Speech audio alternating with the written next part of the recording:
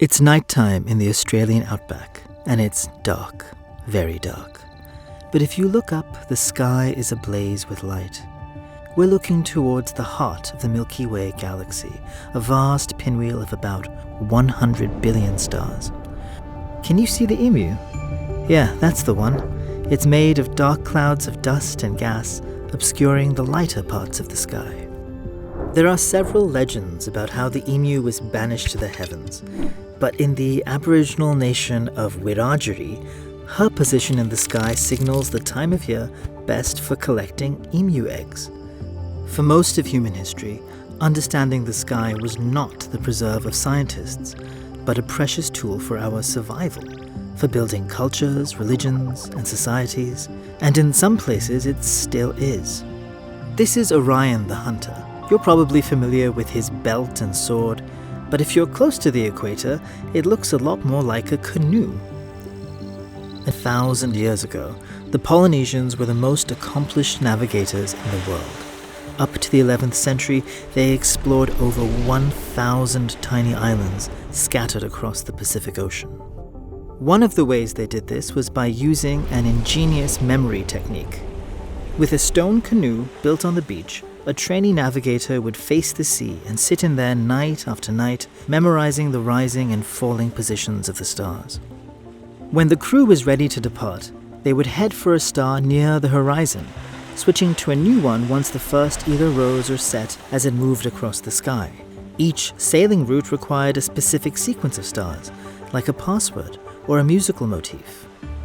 Celestial navigation, using the sun, moon, and stars to work out precisely where you are in the world, was essential to European seafarers too. But what if it wasn't a navigation tool you were after, but a way of judging time? Some have suggested that Stonehenge in England was built as an astronomical computer of great sophistication, capable of predicting eclipses. This can't be proven. It's most likely to be a precise-ish way of determining the winter solstice, perfect for timing observances around the shortest day of the year. Stonehenge is solstitially aligned, meaning if you're approaching the entrance from the northeast, the sunset at midwinter will cut the monument neatly in half.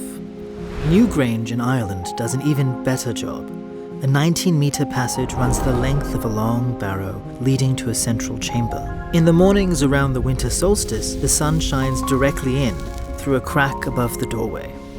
Newgrange was a tomb, so for the people that built it, ancestors, death, the sun, and seasonal renewal were probably linked. Perhaps it was the job of the ancestors to turn the sun around at midwinter, guaranteeing the return of spring. One of the most stunning examples of an ancient astronomical tool is at Chanquillo in Peru. A line of 13 towers provided a detailed solar calendar to someone viewing it from a specially built doorway. People may have gathered from miles around to celebrate certain days of the year. But with the development of complex technology such as GPS, most humans no longer rely on the sun, moon, and stars to travel or to organize their lives. Just as well, because light pollution is increasing globally between 2 and 10% year on year. Only 1 in 5 people in Western Europe and America can now see the Milky Way.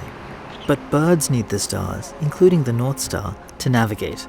If they can't see them due to light pollution from cities, they run into trouble. Denying animals access to the stars is just one of the many ways in which light pollution impacts nature, but that's another story. Reliance on the sky as a guiding light is not uniquely human. But perhaps our use of the sky to find food, to organize our lives, to socialize, to pray, was not just something we did before better technology became available. Perhaps it was what made us who we are.